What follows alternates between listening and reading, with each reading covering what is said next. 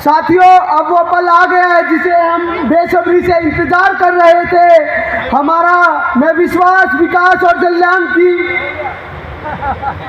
नहीं तो हो गया भाई। धन्यवाद। भारत माता की आज सच में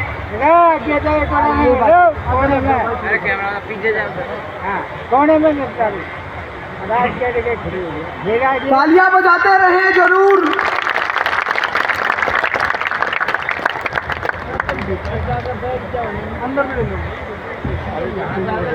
भारत माता की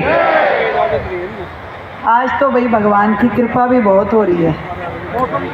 इतना अच्छा मौसम हो रहा है, इतनी बढ़िया हवा चल रही है और सामने बैठे आप सभी मेरे भाई बहनों का ढेरों प्यार भरा आशीर्वाद जो मुझे मिल रहा है, मैं बता नहीं सकती अपने मन के भाव कि इस समय मैं कितनी भावुक हो रही हूँ कि आपके शब्दों में, आपकी तालियों में, आपकी आंखों में जो आशीर्वाद मुझे यहाँ मिला है उसका कर्ज तो मैं जिंदगी भर नहीं चुका सकती, चाहे मैं जितना मर्जी काम करूँ।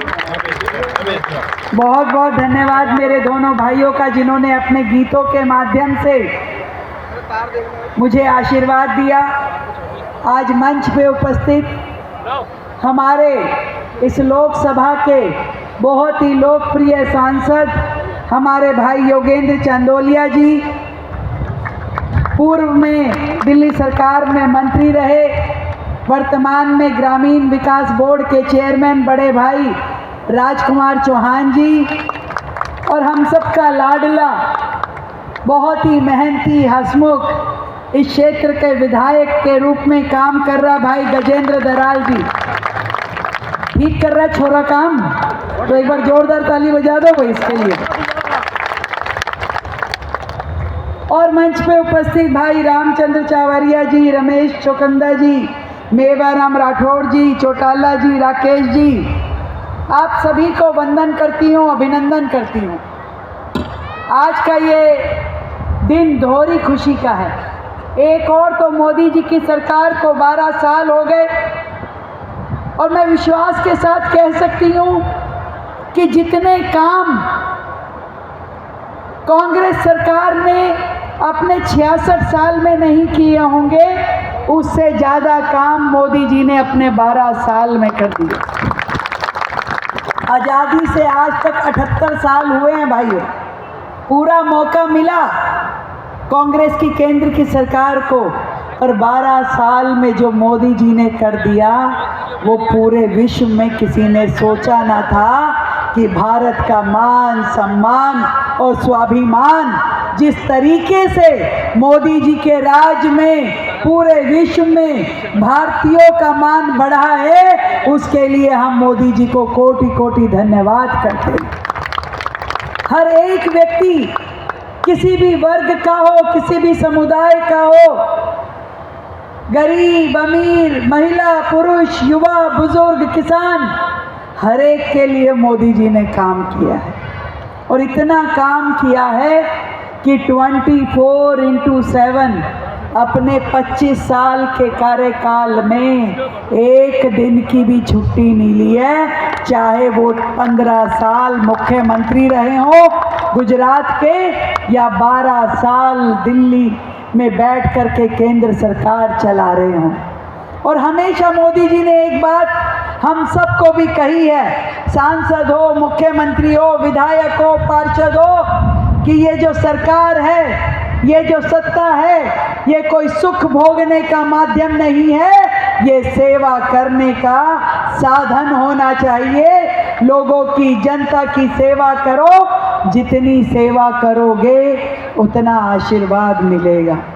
और इस मंत्र को मैंने तो भाई अपने पल्लू में बांध लिया था, इसीलिए दिल्ली में मात्र 1.25 साल की अपनी सरकार है, पर इस 1.25 साल में कोशिश ये की है कि हर क्षण हर पल दिल्ली के लोगों के तकलीफ़ों को कम किया जाए। दिल्ली में सालों से जो काम पेंडिंग पड़े थे, जो योजनाएं कहीं दबी हुई थी, जिसकी अपेक्षा लोग करते थे, उन कामों को किया जाना चाहिए। अभी राजकुमार जी कह रहे थे 1 लाख करोड़ का बजट, तो भाई जी बता दूं कि बजट तो वही था 70,000 करोड़ का, पर मैंने 30,000 करोड़ का लोन लिया केंद्र सरकार से, ताकि हम दिल्ली के काम करवा सकें। क्योंकि जब तक विकास कार्यों में सड़कें नहीं बनेगी, नाले नहीं बनेंगे, स्कूल नहीं खुलेंगे, कॉलेज नहीं खुलेंगे, अस्पताल नहीं बनेंगे, तब तक दुख तकलीफें खत्म नहीं हो सकती। हमने वो काम किया जो पहले कहा गया था कि बिजली और पानी भी फ्री दिया दिल्ली की जनता को, पर जो वर्षों से रुका हुआ विकास कार्य था उसे भी हमने कराया। आज दिल्ली में कहीं चले जाइए, किसी भी विधानसभा में चले जाइए, आपको हर जगह सड़कें बनती हुई नजर आएंगी, नाले बनते हुए नजर आएंगे। एक एक विधानसभा में करोड़ों रुपए के काम हो रहे हैं, जबकि पहले भी विधायक रहे हैं, किसी विधायक को 5 करोड़ रुपए से ज़्यादा फंड नहीं मिलता था। सांसद का भी फंड 5 करोड़ से ज़्यादा का नहीं है, पर यदि आपका विधायक आज 200 करोड़ के काम करवा पा रहा है, तो ये आपकी एक वोट की ताकत है, जिसने केंद्र में मोदी जी की सरकार, दिल्ली में आपकी बहन रेखा को मुख्यमंत्री के नाते और नगर निगम में भी भाजपा को आशीर्वाद मिला। इसीलिए आज ये ट्रिपल इंजन के मजबूत सरकार के नाते हम जनता की सेवा कर रहे हैं। काम कहीं रुकने नहीं देते, चाहे किसी भी लेवल का हो। हम ये सोचते हैं अब जिम्मेदारी हमारी है, किसी पे दोषारोपण नहीं हो सकता। केंद्र दिल्ली सरकार का सहयोग करता है, दिल्ली सरकार नगर निगम का सहयोग करती है, ताकि मिल करके लोगों की तकलीफ़ों को ख़त्म किया जा सके। मुझे अच्छे से ध्यान है, एक दिन योगेंद्र चंदोलिया जी का फ़ोन आया, उन्होंने कहा बहन जी किसानों की गेहूं बिक नहीं रही, आप बात कीजिए, सरकार अगर खरीद ले तो बड़ा अच्छा हो जाएगा। मैंने कहा भैया मैं पता करती हूँ। मैंने केंद्र में बात की, मैंने कहा भाई ये गेहूं खरीद लें, आज तक दिल्ली से गेहूं खरीदी नहीं गई, पिछली सरकारों का कोई प्रयास नहीं रहा। केंद्र ने हमारी मंजूरी कर दी और दिल्ली से भी किसानों का गेहूं केंद्र ने खुद खरीदा। पहली बार किसानों को जो उनके खेतों के बाढ़ के समय, बारिश के समय नष्ट हुए थे, उसका मुआवजा पूरे देश में सबसे ज़्यादा 75,000 रुपये प्रति हेक्टेयर का दाम जो है वो दिल्ली सरकार ने तय किया और उसको चुकाना शुरू किया। कहीं नहीं है, किसी राज्य में नहीं है, परंतु उसको हमने 75,000 रुपये प्रति हेक्टेयर का दे करके किसानों को दिया। आज दिल्ली में मास्टर प्लान पे काम हो रहा है, सर्कल रेट पे काम हो रहा है, जो आपके इतने सारे विषय थे चकबंदी से लेकर के जो भी मेरे ध्यान में आया, आज उन सारे विषयों पे दिल्ली सरकार काम कर रही है। कोई सड़क ऐसी नहीं रहेगी, मैं आपको विश्वास दिलाती हूँ 5 साल के कार्यकाल में आपके गांव देहात की एक भी सड़क बाकी नहीं रहेगी, सबको नया बनाया जाएगा। नाले बनेंगे ताकि पानी की निकासी बेहतर हो सके।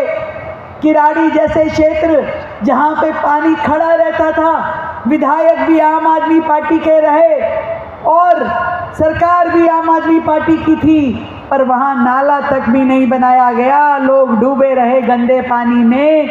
यदि आज कोई काम कर रहा है तो वो आपकी अपनी भारतीय जनता पार्टी की सरकार कर रही है और अब वहाँ नालों का काम बनाना शुरू हुआ है। आप देखते हो गांव देहात को हमने देवी बसों से जोड़ा है, अब गांव-गांव में बसें दिखने शुरू हो गई है। केवल मात्र 2028 तक का टारगेट है, दिल्ली का एक भी कोना छूटेगा नहीं। हर क्षेत्र तक आपको दिल्ली परिवहन निगम की बसें पहुंचेंगी और पब्लिक ट्रांसपोर्ट मिलेगा। नए बस शेल्टर बनाए जाएंगे, नए अस्पताल, आयुष्मान आरोग्य मंदिर बना करके लोगों को स्वास्थ्य लाभ दिया जा रहा है। हम 10 लाख का हेल्थ कवर दे करके आयुष्मान योजना शुरू की है, जिसमें 70 साल का बुजुर्ग हो या परिवार के लोग हों, उनको पूरी तरीके से हेल्थ का